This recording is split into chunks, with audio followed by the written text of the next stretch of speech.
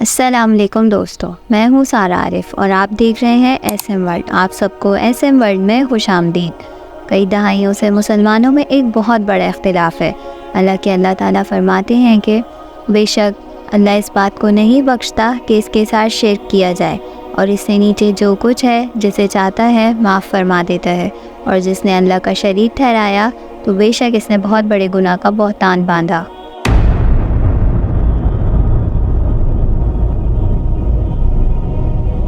لیکن پچھلی کچھ دہائیوں سے پاک و ہند میں یہ مسئلہ اتنی شدت اختیار کر گیا ہے کہ ہزاروں لوگوں کے بیچ بیٹھا خود کو عالم دین کہنے والا شخص کھلا شرک کرتا ہے، اور اس کو سننے والے اس کو پوچھنے کے بجائے ماشاءاللہ سبحان اللہ کہتے نظر آتے ہیں۔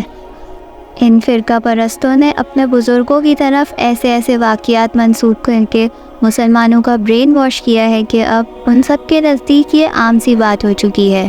آسان الفاظ میں شرک کسے کہتے ہیں؟ اللہ پاک کے سوا کسی سے مانگنا اور انہیں اپنا نفع اور نقصان کا مالک سمجھنا، ایسے لوگوں کو حاضر اور ناظر ماننا جو اس دنیا سے جا چکے ہیں اور ان کو مدد کے لیے پکارنا شرک ہے۔ یہ لوگ اپنے بزرگوں کی کرامات اور جھوٹے واقعات تو سناتے تو ہیں ہی، لیکن حد تو یہ ہے کہ یہ لوگ ان بزرگوں کو مرنے کے بعد بھی حاضر اور ناظر مانتے ہیں۔ جب کوئی غلام المدد یا غوث اعظم کہتا ہے، خدا کی قسم وہ جملہ ختم ہونے سے پہلے غوث پاک کی مدد نصیب ہوتی ہے۔ آج بھی سرکار غوث پاک ہم کو آپ کو دیکھتے ہیں، سنتے ہیں، مدد کے لیے تشریف بھی لاتے ہیں۔ حضرت عیسیٰ علیہ السلام نے بنی اسرائیل کے سامنے اپنی نبوت اور معجزات کا اعلان کرتے ہوئے یہ تقریر فرمائی جو قرآن مجید کی سورہ آل عمران میں ہے، اور اللہ اسے کتاب و حکمت، تورات اور انجیل سکھائے گا، اور بنی اسرائیل کی طرف رسول ہوگا کہ میں تمہارے رب کی طرف سے تمہارے پاس ایک نشانی لایا ہوں، وہ یہ کہ میں تمہارے لیے مٹی سے پرندے جیسی ایک شکل بناتا ہوں، اور پھر اس میں پھونک ماروں گا تو وہ اللہ کے حکم سے فوراً پرندہ بن جائے گی، اور میں پیدائشی اندھوں کو اور کوڑ کے مریضوں کو شفا دیتا ہوں، اور میں اللہ کے حکم سے مردوں کو زندہ کرتا ہوں، اور تمہیں غیب کی خبر دیتا ہوں جو تم کھاتے ہو اور جو اپنے گھروں میں جمع کرتے ہو۔ بے شک ان باتوں میں تمہارے لیے بڑی نشانی ہے اگر تم ایمان رکھتے ہو۔ حضرت عیسیٰ علیہ السلام جب مردوں کو اللہ کے حکم سے زندہ کرتے تھے تو وہ اللہ کے اذن سے ایسا کرتے تھے۔ سورہ آل عمران میں اس کا ذکر اس طرح آتا ہے، اور میں مردوں کو زندہ کرتا ہوں اللہ کے حکم سے۔ یہ الفاظ بِإِذْنِ اللہ یعنی اللہ کے حکم سے واضح کرتے ہیں کہ حضرت عیسیٰ علیہ السلام جو معجزات دکھاتے تھے وہ اللہ کے حکم اور قدرت سے ہوتے تھے، اور ان میں اپنی کوئی ذاتی طاقت شامل نہیں ہوتی تھی۔ میرے بچے کو دال کھلا رہے ہو، خود مرغا کھا رہے ہو، خود آپ مرغا کھا رہے ہو اور میرے بچے کو دال کھلا رہے ہو۔ غوث پاک اس کی بات سنتے جب مرغا کھا لیا آپ نے ہڈیوں پر ہاتھ رکھا، فرمایا قم بِإِذْنِی، اٹھ میرے حکم سے، وہ مرغا زندہ ہو گیا۔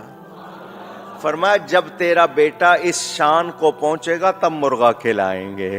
کیا ان کے اس عقیدے کا مطلب یہ نہیں کہ شیخ عبد القادر جیلانی نے جب مرغا زندہ کیا تو انہوں نے کہا قم بِإِذْنِی یعنی اٹھ میرے حکم سے؟ تو کیا ان کے پاس یہ طاقت ہو سکتی ہے کہ وہ اللہ کے حکم کے بغیر کسی کو زندہ کر سکیں؟ استغفر اللہ۔ اور پھر یہ شرک میں اتنے اندھے ہو گئے کہ ان لوگوں نے اپنے شرکی عقیدوں سے نہ صرف اپنے بزرگوں کو اللہ کے برابر لا کھڑا کرنے کی کوشش کی بلکہ قرآن کی آیت کا بھی انکار کیا۔ خود غوث پاک نے فرمایا زمین کا بیلنس قائم ہے عبد القادر کی وجہ سے۔ سورہ فاتر کی آیت نمبر 41 میں آتا ہے کہ خدا ہی آسمانوں اور زمین کو تھامے رکھتا ہے کہ ٹل نہ جائے، اگر وہ ٹل جائیں تو خدا کے سوا کوئی ایسا نہیں جو ان کو تھام سکے، بے شک وہ بردبار اور بخشنے والا ہے۔ آپ خود سوچ کر دیکھیں کیا کہ یہ قرآن کی ان آیت کا انکار نہیں؟ اللہ ہی آسمانوں اور زمین کو تھامے ہوئے ہے کہ کہیں وہ اپنی جگہ سے ٹل نہ جائیں، اور اگر وہ ٹلنے لگیں تو اللہ کے سوا کوئی ایسا نہیں جو ان کو تھام سکے، بے شک وہ بردبار ہے، بخشنے والا ہے۔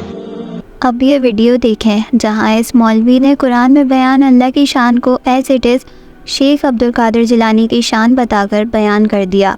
अगर पूरी जमीन के दरख्तों के पत्तों को कागज बना दिया जाए, दरख्तों की कलमों को, उसकी टहनियों को कलम बना दिया जाए, सारे समुंदरों को रोशनाई बना दी जाए, इंसान, जिन्नात, फरिश्ते सब मिलकर गौस की शान लिखते रहे तो लिखने वाले थक जाएंगे, पत्ते खत्म हो जाएंगे, रोशनाई खत्म हो जाएगी, समुंदरों का पानी खत्म हो जाएगा, मेरे गौस की शान कभी खत्म नहीं हो सकती।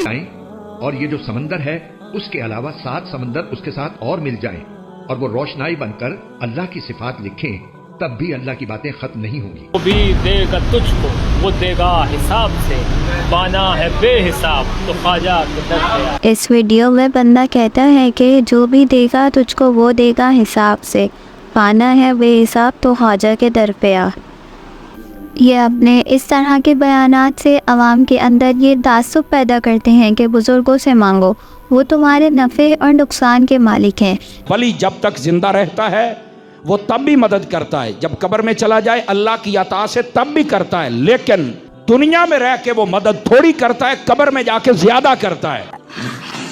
जबकि सूरह यूनुस की आयत नंबर 18 में अल्लाह पाक फरमाते हैं, और ये लोग खुदा के सिवा ऐसी चीज़ों की परस्तिश करते हैं जो ना इनका कुछ बिगाड़ सकती हैं और ना कुछ भला कर सकती हैं, और कहते हैं कि ये खुदा के पास हमारी सिफारिश करने वाले हैं।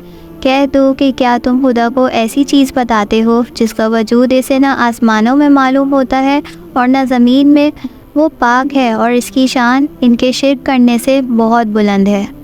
मशरिकीन ये समझते थे कि इन बुतों की सिफारिश से अल्लाह हमारी ज़रूरतें पूरी कर देता है, हमारी बिगड़ी बना देता है या हमारे दुश्मन की बनाई हुई बिगाड़ देता है।